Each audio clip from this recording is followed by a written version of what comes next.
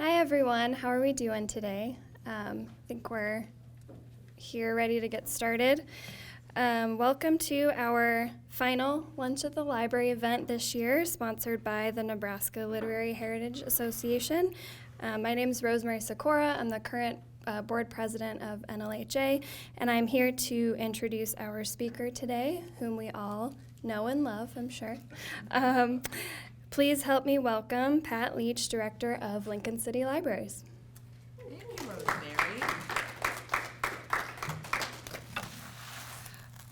I am going to ask Rosemary to do me a favor. Rosemary, would you hand out these handouts for me, please? I have two different colors. Thank you. I appreciate that. Well, and Rosemary, thanks for the kind introduction. I appreciate that. I'm delighted to be here during National Library Week. So happy National Library Week, everybody. It's the case that when people hear the word libraries, we know that what they immediately think is books, and I'm cool with that. But we do often say libraries are more than books, so I'm kind of on this campaign that when people say libraries, what people think of is people. So like, how do people use libraries? How do people learn? How do they get literacy? How do they enjoy literature? Really, it's all about people, people, people. So I'm really glad to have you as my people today. I see a lot of familiar faces, so I know that some of you have heard me say previously that for around 30 years, I've made an annual practice of reading the annual American Library Association Notable Books list for adults. I read these on my own time, so if a book doesn't grab me, I don't force myself to read it, but I do feel a professional responsibility to give everything at least 2 tries. And you might have heard me say that usually that second try is on a weekend morning around 5 o'clock when I can give a book a few uninterrupted hours and I can provide myself with a few cups of coffee. And if it's not a go at that time, then I let it go. But I can say that for the list from 2021, which is before you, I've read most of all of those. I've read all of most of those books, and I have read some of all of them. And then I've chosen a short stack to talk about today. These are ones that I think have the most general appeal, or that for some reason I thought were most worth talking about. And then when I'm done talking about those, if we have time, I'll be happy to talk about some of the others. So that's kind of my plan for our time together. Before I launch into talking about these books, though, I wanted to step back and reflect for a moment on what it means when a book earns a place on a list like this. Or when you think about a book winning an award like a Pulitzer or a Booker Prize or National Book Award, how does it change the course of that book, or how does it change your sense as a reader of that book? Part of the Willa Cather Conference this June will be looking at her book, One of Ours, which won a Pulitzer Prize. And there will be a panel discussion of the impact of prizes on literature. And I find that a pretty interesting topic, frankly, because as I reflect on my own reading, I pretty heavily rely on lists and prizes and lists of nominees for my reading. And so it makes me very curious as to whether a lot of readers have that experience. And it makes me curious also about just the course of a book. So if a book gets published, and even though it's a fabulous book, if it isn't included on these kinds of lists or nominees for those kinds of prizes, it just may not get the kind of traction that it needs to be successful. And what kind of message does an author receive from that? So it's, to my mind, part of the whole business of books as well as the business of reading. So a little bit of housekeeping. On your tables or yellow or gold handouts, I believe, that are the 2021 list. And then as an added bonus, the tan list is this year's 2022 list, which I'm now reading. And at this time, I'm not planning on talking about any of those books, but if you had questions, I would be glad to answer what I can. So what I'm going to do is, it looks like I brought 6 nonfiction books and 3 fiction books. I'll cover them in the same order in which you find them on the list. And actually, if any of you have read any of these books, and as I talk about it, you just feel compelled to share your reaction to make sure that we have the benefit of your thought about it, you are welcome to You don't even have to raise your hand. You can just be out with it. And since we are being recorded today, I'll try to repeat your comments so others can hear it. The first book I want to talk about from the list is this one, The Vanishing Half by Britt Bennett. Have any of you read this book? Okay, I see a few nods and hands up. Okay, excellent. This is one of the first books that I read off of the list. As I look through the list and the annotations, there are usually 3 or 4 where I think, oh, I'm pretty sure I'm really going to like that one. So I usually start off with those, kind of get myself a good head start, a little bit of momentum. This book is described on the list as twin African-American sisters escape their oppressive Louisiana hometown to lead very different lives, a story about race, identity, and the consequences of individual choice. So this novel does begin in Louisiana in 1968 in a town called Mallard. And it was founded by light-skinned African-Americans with ample attention throughout the years in this town being paid to the relative lightness of one's skin as the generations progress. So on the day the story begins, a woman named Desiree has returned to town after a long time away with her young daughter, her very dark young daughter. Desiree's twin sister Stella has also left town, but she's pretty much long gone because Stella left and is passing for white. So they have taken 2 very different paths. And as Desiree establishes herself back in Mallard, Stella is learning how to live as a white woman, married to a white man and creating a family together. One of the things I like to do as I talk about these books is look for interviews with the author. And in an interview, Britt Bennett said of this novel's interesting setting, she said, I got the idea for the book from a conversation I had with my mother, who told me very offhandedly one day about a town she remembered from her Louisiana childhood where everyone sort of intermarried so that their children would get lighter with each generation. I wanted to kind of explore the idea of a place like this, and I was able to draw on some research from similar Creole communities that were similarly sort of insular and organized around people having light skin. Then she also said this about her approach of addressing the development of this key character who is passing for white and thus has a big secret. She wrote, stories of passing are often these moralizing stories, and I didn't want to do that. I was not interested in punishing Stella. I was not interested in condemning her. To me, it was not interesting to think like, is it good or bad to pass? I was really more interested in the implications of passing on this woman's life. So that's a little bit about her thinking as she put this story together. She structures it in 6 sections, ranging in time from 1968 to 1988, and from the variety of places where Desiree and Stella and their daughters live. And even though she takes this really deep fictional dive into the impact of color and class and gender identity, she really doesn't ever lose the thread of a pretty compelling story about these individual people. So there's struggle, and yet there's joy, there's love, there's hope. And in many ways, then I think she succeeds in her goal of just exploring this idea. She also said, I didn't want to write about history in a way that allowed people to read it and think, oh, this has nothing to do with us. I wanted them to possibly see themselves and see the people they love within these characters and these beliefs. I think this novel looks tailor-made for book group. So I don't know how many of you read this book because your book group was going to discuss it. But it's extremely well written. It hits on a lot of touch points for readers, compelling setting, an interesting plot, characters who develop over time. There's a lot to explore in just a general way. You know, things like the relationship between twins or the relationship between sisters, between mothers and daughters, the impact of Stella's big secret on her ability to love and live freely. Within this book also is that realization when your own mother no longer recognizes you.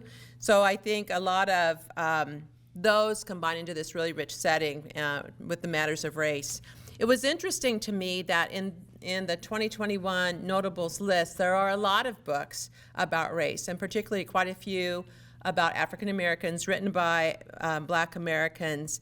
By my count, I think of the 25 titles, 9 of them focused on race as far as African Americans, and several of the others explore other kinds of ethnicities. So the list is heavy on that, and I think the variety of books in the list on that topic really does provide a wide scope just as far as racism as it's seen in the stories of individuals, families, historical events. And Britt Bennett did say this of her book, I hope this book gives you a sense of joy.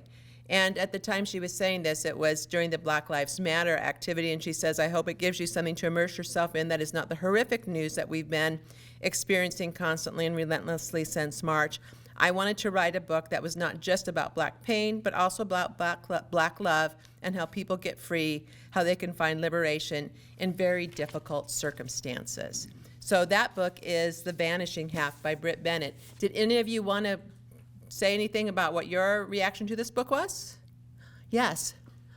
Just one thing that I thought, and I read it for a book club, and one thing I thought is interesting is because it's not just African Americans who sometimes try to pass, that the value of lighter skin is something that happens among other populations, Asian populations, and just, it's hard for me to grasp where that all comes from, but there is, in a lot of different people of color populations, the value of light skin. I was also intrigued, and I find this intriguing in thinking about a lot of the books on this list is, in some ways, I think a book is written as an expression of a group so that members of that group can see themselves in their experience. But for others, it is then a matter of learning more in a deeper way about the experiences of that group, which this book was for me. I should just ask a quick logistical question. Do I need to have people use the microphone if they're going to make comment?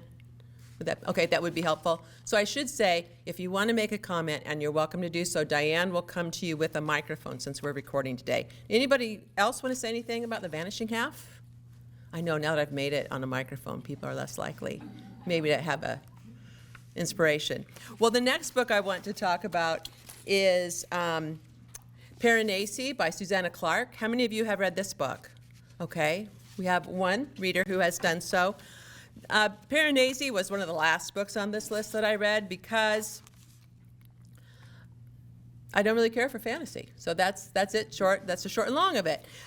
So when I talk with people about this practice that I have of reading through this list, what I often will mention is that one of the joys of doing this is coming across books that I would not have read otherwise. And this book is fully in that category because I think I whine a little bit about the fiction having too many titles that are kind of right up against the cliff of being too edgy or experimental, and they are often fantasy, so often that's not the one that I choose because I feel like they demand a lot of me. And I am a lazy reader in that I have my book grooves, and I have that way well worn, and I know how to get down that road. And so when a book is presented to me where I can't be just in my reading groove, sometimes I'm reluctant. So that explains why I read Piranesi toward the end, and why I did have to get up one Sunday morning and make a pot of coffee and give it a few uninterrupted hours. And I found myself really drawn in by it. So I feel like I need to give Susanna Clark a little bit of credit here for my initial reluctance and her getting me over it. One review from Kirkus summed it up this way: weird and haunting and excellent. Piranesi is what the narrator of this book is called. He lives in this huge and intriguing place that is hall after hall after hall of all kinds of vestibules full of statues and stairways, and apparently open to the outside in places because the sea comes in with the tides and such. His remarkable mind, Piranesi's remarkable mind, allows him to navigate within this incredible place without getting lost, although he does note that he did have to leave chalk marks early on in his time there. So he's created a memory of the tide tables, so he knows if things are about to get bad. He knows if he can or cannot go into certain places because of the water. And all in all, this is a place that he finds very comfortable. He describes it as kind and benevolent. Piranesi also believes that only 15 people have ever been alive, and that is based on remains that are in this building. There are 15 sets, I think there are 14 sets of remains. There's Paranasi, and then there's another person that he refers to as the Other, with a capital O. And that is a man who's trying to set a spell that will allow him to access a world of magic, and sometimes Piranesi assists him. Eventually it becomes clear that the Other isn't who Piranesi thinks he is. Slowly the author unwinds the story about how Piranesi came to be there and how Piranesi comes to realize that what he thought was true isn't necessarily true. So he finds himself part of a mystery of several missing people, and he goes back to his journals and he rereads sections. There are places that he doesn't remember what's written there, and he has to incorporate all of this into his understanding of the world, and then it leads to a choice then of who he wishes to be. And toward the end of which it leads him to a choice about that. Now, I kept wondering as I read this whether I was missing a lot of meaning because I didn't necessarily recognize the characters or people or animals represented by the statues. I don't think I needed to know that, but I bet if I had known, it might have been a richer story. One of the skills that I often practice is trying to write a one-sentence summary of a book. It's harder than it sounds. Like when you look at those annotations, we need to give respect to the people who wrote them. The annotation there says the occupation of a labyrinthine house explores its infinite rooms and corridors until the world he knows begins to unravel. Susanna Clark herself provided a summary when she won the Women's Prize for Piranesi, where she said, "This is a book about a man who lives in a house in which an ocean is imprisoned." So, a variety of ways of looking at this story. I'm a bird nerd, and so I was intrigued that although only 2 people seem to be in this place, there are a whole lot of birds. And Piranesi will often take these metaphysical interpretations from them.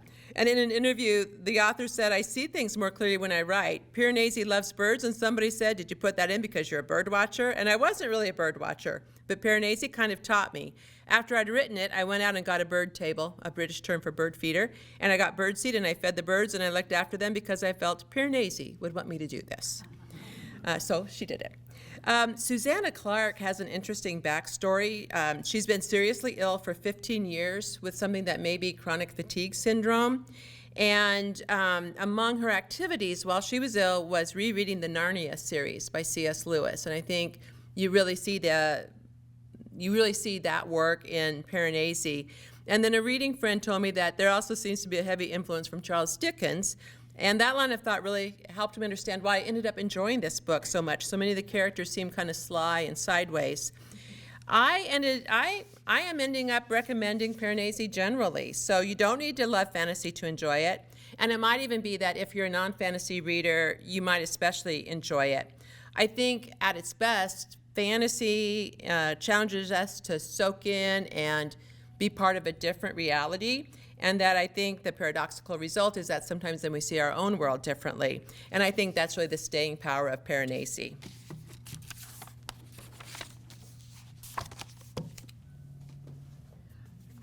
I just briefly want to talk about Hammett by Maggie O'Farrell. How many of you have read this book? Okay, a few of you have. I would say that Hammett probably ended up being, of the fiction books, the one where I thought, this is the best book in terms of quality. And I will put out there that I'm not an English major, I'm not a literature expert, but I read a lot. And I felt that Hammett hangs together really well. The language is beautiful, and the idea behind it is so intriguing. So the basic idea here, Hammett, its subtitle is A Novel of the Plague, is that it's partly the story of William Shakespeare's marriage, and especially what happens after a son of his dies of the plague. So Maggie O'Farrell sets this up in terms of the relationship between Shakespeare and his wife, them and their his family, his life as a playwright and his family, so a lot of different relationships here, but then focusing on this son whose name is Hammett. I know that this book seemed to get a lot of attention, and I know that there was a lot of conversation about it, so in some ways I'm not sure that I need to call it to people's attention, but I was really struck by this book. And I think I do what some of us do, which is, I heard people talk about this book so much that I thought, I'm not really going to read it. I'm not going for that. So again, thinking of how we overcome our own reading ruts or grooves, I was really glad that I chose Hammett by Maggie O'Farrell. Now I want to move into the nonfiction books on the list. And the first one I want to talk about is A Knock at Midnight by Brittany K. Barnett. Its subtitle is A Story of Hope, Justice, and Freedom. And this book, as I talk about it, may remind you of Just Mercy by Brian Stevenson. If you have read His book, his work as an attorney working for people who have been wrongly accused or have received long sentences in penitentiary. So I love a good memoir, and I think this one's excellent. So that's it from the start. Barnett traces her personal journey. So from her youth as the high school daughter of a woman who was incarcerated on a drug-related charge, and she was eventually the girlfriend of a drug dealer, to becoming a very high-profile attorney whose day job was high finance, international finance, but then who also worked outside of that pro bono, seeking the release of people incarcerated under federal drug charges that eventually were changed but not made retroactive. Along the way, she talks about how the war on drugs in the 80s resulted in so much incarceration of black and brown people, often due to the different penalties set for crack versus powder cocaine.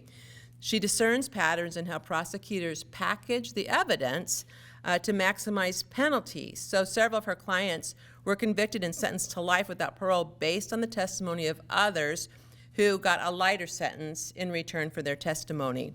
So several times there was maybe no physical evidence, only the word of others, and often it was a first conviction for any crime. So she works in all this information as she tells her own story and then the story of the people who she works to free. And so in the best way, those individual stories then tell the story of a big group of people. I mentioned that she has a very high-powered, high-prestige position, and what started to happen was she would get a phone call from somebody maybe from her hometown or a relative or a friend who would say, I know of this person who really needs legal help. Can you help us out? And so she began to work for people, learning more about their story, and in her free time, then eventually she does huge amounts of that kind of work. And as she began to do this, she built on her experiences as an intern working in a courtroom. Eventually, for a lot of her clients, the only option left is to petition the President of the United States for clemency. So she works on a lot of those cases, becomes an expert in the field, and really, as important probably, is that she becomes a friend to the people that she works with, because what her job is to tell their story in such a way that that story would make its way to the desk of the person who needed to see it and sign off on it. So over and over, these people's stories become Brittany's own story. And the one that takes the center piece is a woman named Sharonda Jones, who Barnett first encountered when Barnett was in law school. She saw a YouTube video that Sharonda put out there explaining that she needed legal help due to the drug charge for which she was incarcerated. And Brittany Barnett was spellbound because the prisoner number that Sharonda wore was the same number her mother wore. So that, gave her an immediate connection there. I first assumed that the title, A Knock at Midnight, probably referred to when law enforcement arrived to arrest people, but I was all wrong. As Barnett described in an interview, in one of the darkest hours of our freedom journey, my client and friend, Corey Jacobs, sent me the Dr. Martin Luther King Jr. sermon that contains the parable of a man who knocks on his neighbor's door at midnight seeking loaves of bread. Corey was serving 16 life sentences at the time for drug conspiracy charges, his first ever conviction, felony or otherwise. He had already been in prison for 16 years, and yet he reached out to lift me up. And so she goes on to say that parable means everything to me. It's about knowing dawn will come. The book, as I said, reminds me a lot of Brian Stevenson's Just Mercy, and the books are quite similar. One person's story, helping out other people once they become aware of the plight. I recommend this book generally. It works as a memoir. It works as a book that exposes a system that is familiar to many people while probably being understood by too few people. It works in the injustices of the system as it stands with the hope embodied in that parable, A Knock at Midnight. And it's also one of those books that I found stuck with me a long time after I read the final page. So that one again is A Knock at Midnight by Brittany K. Barnett. Actually, some of our librarians were at a conference in Portland a couple weeks ago where Brittany K. Barnett spoke, and several of them mentioned in their reports how compelling her talk was about her work and her continuing work that she describes here. Yes, Diane is bringing you the microphone.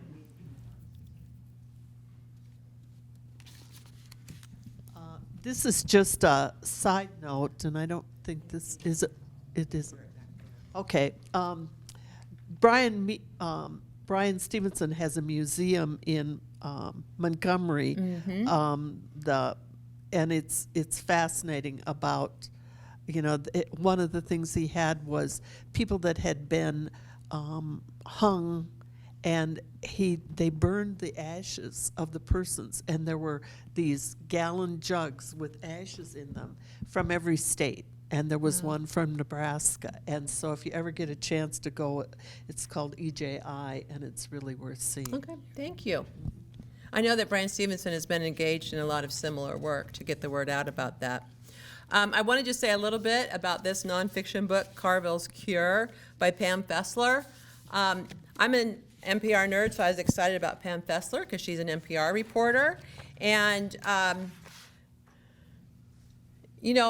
as a library director, I'm often asked what am I reading, and sometimes when I describe the books that I'm reading, I get looks. So like with this book, its subtitle is Leprosy, Stigma, and the Fight for Justice. So I would get odd looks. Why would I read a book about leprosy? And I don't know that I would have read this book if it were on the list. So this is an example of a good experience I had with the book because it was on the list. This story really does live up, I would say, to our expectations of NPR reporters in that she's a good storyteller, but she's also a good researcher. And so she brings both the story and the information together here. She has a big bibliography and extensive index. So the basic story here is that there was a national institution to treat Hansen's disease, commonly known as leprosy, and it was established in a very out-of-the-way place in Louisiana early in the 20th century. At that time, this was considered a highly, highly contagious disease, and so people were often forced out of their homes. It was, you were considered unclean, and there was a suggestion, because of the way leprosy is featured in the Bible, that this disfigurement was part of someone's sin or the result of sin. So they were both stigmatized and ostracized. So this place, which became known as Carville, was at first viewed as a prison, and honestly, people would be forced to leave their homes and go there. They weren't allowed to leave. So, especially in the early days, the buildings there were really badly run down, and the roads there were nearly impossible. So it did feel like the end of the earth to get there. But as time progressed and research progressed, it became clear that Hansen's disease really isn't especially contagious, and it probably isn't the same disease that is described in the Bible as leprosy. And so as Carville, the institution, gets going at first, it's seen as a prison, seen as a horrible place to be. Then kind of through the 30s, 40s, 50s, it feels more like a haven for the people who are there. But then eventually their research resulted in a 3-drug cocktail that basically cures a person of Hansen's. So then the process began to disband the hospital, and yet there were people who had been living there for decades. So then part of what needed to happen was arrangements for those people. And what makes this book so interesting is the people. Especially in their early days, as I said, people who arrived for treatment were quite likely to live there for the rest of their lives. They were usually given a patient number as soon as they arrived, and often they chose aliases under which to live there because their family would be shamed by having a member of the family there. And actually, Pam Fessler came across this story because her father-in-law, late in life, eventually told her husband, his son, that his father had been at Carville. And his family had been sworn to secrecy because his family would have been shamed and stigmatized by that. And interestingly enough, she describes that he came out with this confession shortly after a cousin had spoken about sexual abuse that she had taken. And basically her father-in-law said, "I realize now the impact of a secret kept too long." And so that's how he shared his story, which then resulted in this book. Work still continues to educate the public about Hansen's disease. The term leper is still used in popular culture despite people trying to take it out of our vocabulary. And Pam Fessler did some research to see in the media has that word most recently been used, and actually it was on NPR. It was somebody who was being interviewed, and he used the term about someone else. So she noted her own research about that. Now, those of you who are political types might be wondering if Carville in Louisiana is related to James Carville, who worked with Bill Clinton. Yes. So she said Carville is a tiny hamlet in a remote area of southern Louisiana, 20 miles southeast of Baton Rouge. The town was named after James Carville's grandfather, who was a postmaster and ran the general store. Over time, the hospital, which had many names, including U.S. Public Hospital number 66, became known simply as Carville. I am always glad to see a medical type book on the notable books list. I think it takes a special kind of writer to get medical information pulled into a story in a way that is still compelling. I know that I'm paying better attention to how Hansen's disease is portrayed, and it just makes me curious generally about how we continue to stigmatize certain medical conditions. So I think she does just a wonderful job here of taking this, her husband's father's story, and making it a broader story, because in many ways she tells a story about a lot of the 20th century in America just through this one place called Carville. Now, I brought along Hidden Valley Road by Robert Kolker just to hold up and say this was the One Book, One Lincoln selection last year, so I'm sure you all have read it, discussed it, and thought about it. But I also bring this forward because, like Carvills Cure, Hidden Valley Road is one of those books where the author has to take a lot of medical and technical information and weave it into the story of people. In this case, if you're not familiar with the book, Hidden Valley Road, the subtitle is Inside the Mind of an American Family. It details the life of a family with 12 children, born between 1946 and 1966. And as the sons grew older, half of them developed schizophrenia. So this book is the story of the family and of them and of the research that led to treatments for schizophrenia. And it has resulted in an awful lot of discussion. So there is the issue of the illness itself and mental illness generally, and the evolution of approaches to schizophrenia and medication, as well as just the dynamics within this family, which were a very interesting family also. I ended up really enjoying this book, and I didn't expect to enjoy it at the start, frankly. But again, when the right kind of writer gets a topic and can work it well, then it ends up being a book that, I'm not sure I can say I enjoyed the book, but I found the book very valuable, and I'm glad I read it. Yep. Microphone. Yes. We went to Colorado Springs and drove to find the house. Oh, so you went there and found their home. And it was for sale, and somebody was doing, was there pulling stuff out. But it was a hidden valley. I kept reading and thinking, how could people not know this? But it was actually sort of gravel, and it was so, it was up by the Air Force Academy, but it was, on a windy road that lots of switchbacks, and so I could see where it would be hidden. Yeah. Oh, interesting. Well, I'm glad to hear that you made that field trip.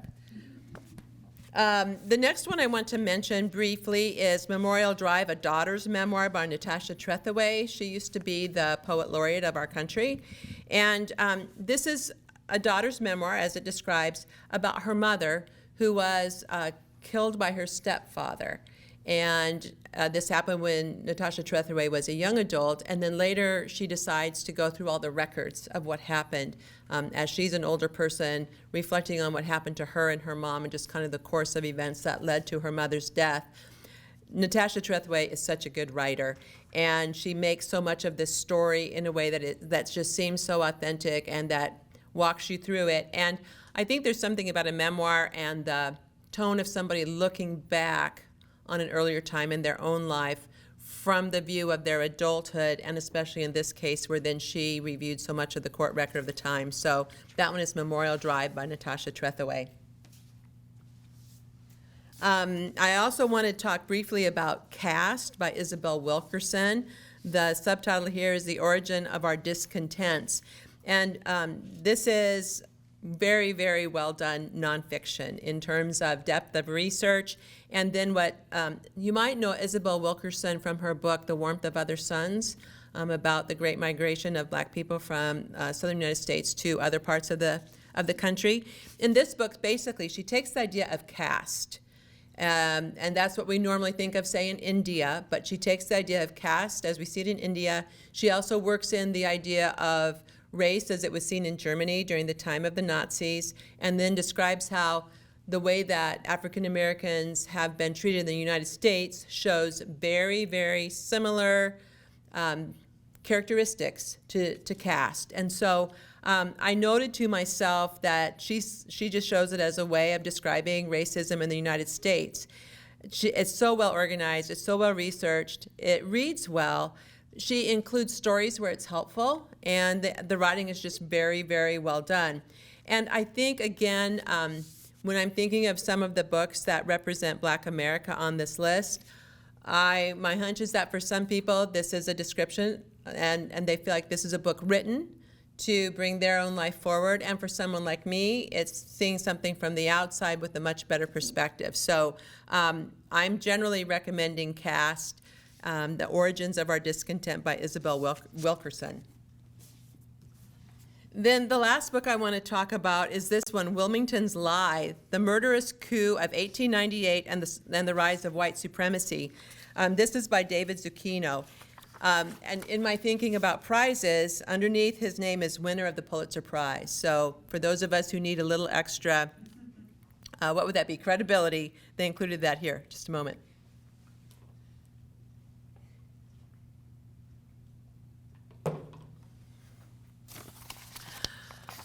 I think that with this story, he brings forward this incident that happened in 1898 in a North Carolina city. And he's a contributing writer for the New York Times. He won his Pulitzer doing reporting from apartheid South Africa. So here he talks about this insurrection by whites. The white insurrection force numbered over 2,000. At least 60 black men were killed, and then a lot of people fled the city, Wilmington, in the terror that ensued. And blacks who ran successful businesses were forced out of town, never to return. I was reading this at about the same time as the anniversary of what happened in Tulsa was being observed, and so it was interesting to kind of be immersed in both of those stories at the same time. Zucchino details a somewhat circuitous route from the intentions of a reconstruction that would allow black men at least a measure of full citizenry to a reality where black people really had no rights, whether on paper or on the sidewalk, that they weren't going to be sharing respect with white people. The Ku Klux Klan arose in the 1860s, but honestly, Zucchino describes them as a picnic compared to the insurrectionists from this incident. So at the time, the white newspapers put forward the lie that black people were planning an insurrection and stockpiling weapons, and actually it was white people who were planning an insurrection and stockpiling weapons. At the time, there were black people in office in Wilmington, so that was part of what energized the group of white insurgents. And they didn't just suggest or insinuate, but they insisted that black men had plans to rape white women. Zucchino, as most nonfiction writers do, weaves in a lot of interesting stories of people of the time. I found his writing serviceable, but I don't think it had the art that, say, David McCullough or Ron Chernow have when they're writing about a person. Clearly, he did a lot of research and pulled a lot of pieces together. Excuse me. The actual telling begins 30 years before the incident, as I said, kind of showing the evolution from Reconstruction to Jim Crow. He says that this incident deserves its own attention because this is what he said, the first thing I should remind people is this was unique. There have been many so-called race riots in American history in both the 19th century and early 20th century, such as Atlanta in 1906 and Tulsa in 1921. But these were spontaneous, and the spark was usually contact between a black man and a white woman. The coup in Wilmington was completely unique. First of all, it was not a race riot, it was a coup. And it was premeditated, it was calculated and planned for months, and there's never been another case like this in American history. So that's what makes this story of particular interest. Getting back to my current fascination with prize categories, Wilmingtons Lie earned the Pulitzer in the general nonfiction category, yet it's clearly history. However, the Pulitzer Prize for History was given to Franchise, The Golden Arches in Black America by Marcia Chatelain. So I have found over the years that the nominees for the Pulitzer are often some of my favorite books of the year. There's something I think about a nominee that didn't win the prize that I find compelling. I'm not sure why. But I am also intrigued about whether a book is considered nonfiction or history, and that's something I need to know more about. But truly, whether you're more interested in the nonfiction history aspect, or if you're just interested in nonfiction, I really think that Wilmingtons Lie is one that's well worth your time. So there you are. Those are the books from the list that I chose to talk about. And you've probably heard me say before that I really encourage each of you to take on an annual reading practice. I totally understand if you don't think you want to go for 25 books off of a list every year, but you might just want to do a National Book Award winner, or a Pulitzer Prize, or an Edgar Award for Mystery, or one of the children's prizes. I'd be really pleased if you read the 3 One Book, One Lincoln nominees each year, and then express your opinions about which one became the winner. Because I think over the course of several years of doing that kind of thing, you'll end up amazing yourself as a reader by how that kind of practice gets you out of a certain kind of reading groove and maybe into some books you wouldn't read otherwise. So that's my challenge for you today. Do any of you have any questions or anything that you want to mention about some of the books that I did not cover in my talk? Jan, we'll get the microphone over to you.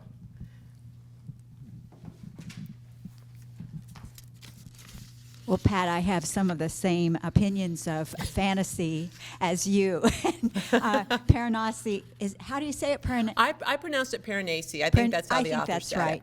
I listened to that on Audible. Not Audible, but I got it from the library. Oh, good. I'm glad that you're using the library to download audiobooks.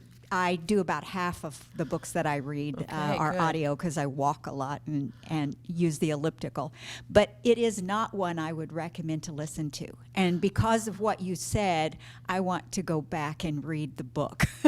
Oh, interesting. I did stick with it, and I listened to the whole thing, and I did become more intrigued as the mystery unfolded. But it was not one. I just got lost. Well, I think that often with fantasy, if it is an alternate world where there's different words than we're accustomed to, or names for things, that it probably does help if you can see them as well as hear them. Yeah, and go back. Mm-hmm. Yeah, that's right. Exactly. Who was that person? Yes. Yeah, thank you. Anyone else have a question or observation about any of the books? I know what you really want to do is go check these out and then just go home on a cloudy, windy day, just hang out at home. Well, I do, as we finish up, I want to just put in a quick plug for book reading. You know, there's something distinctive about the experience of reading a book. So what I think about here is, depends on the book, it could be anywhere from 5 to 35 hours of reading, depending on the book and how quickly you read. And I ask people to just imagine what the impact would be if you sat and listened to somebody for 5 to 35 hours. I mean, that would be a lot of information. That's basically what a book is. Somebody's pulled together this story to share with you, and I think that there are few things that have that same impact as reading a book and the kind of time and attention that they require. I realize not every book is going to change your life. Some of the books are ones that are going to have you remember a day on the beach, but each book has the opportunity to do that for us, and I think we really need to seize that opportunity. So I'm hoping that all of you will be continuing to be book readers and also build a community of readers by attending events such as that, using your library, being part of book discussions, because collectively all of that reading is great for individuals, but altogether it's good for our whole community. So I want to close again as I started by saying Happy National Library Week, and thank you for coming.